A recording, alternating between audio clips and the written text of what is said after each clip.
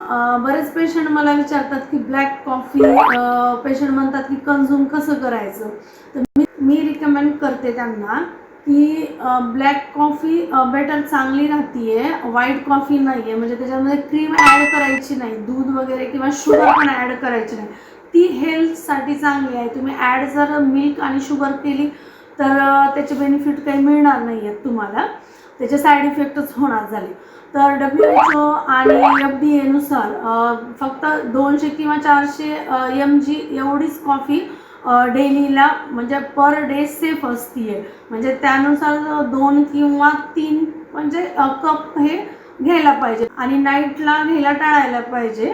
आणि त्यामध्ये कॅफीन नावाचे नॅचरल स्टिम्युलंट असतात जे की मेटाबॉलिझम वाढवतो, आपल्या शरीरामधले फॅट बर्न करतात.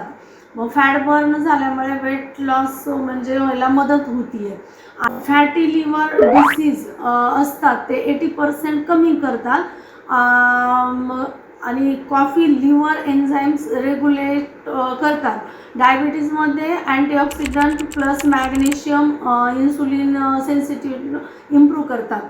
आणि मॉडरेट कॉफी कंझ्युम करणे ब्लड सर्क्युलेशन्स इम्प्रूव्ह करतो.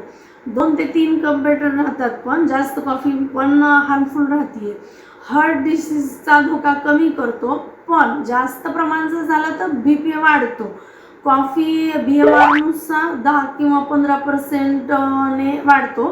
कॅन्सरच्या पेशंटमध्ये कॉफी एकदम बेटर असते. त्यांचं थोडी रिस्क म्हणजे कॅन्सरची रिस्क थोडी कमी प्रमाणामध्ये करते.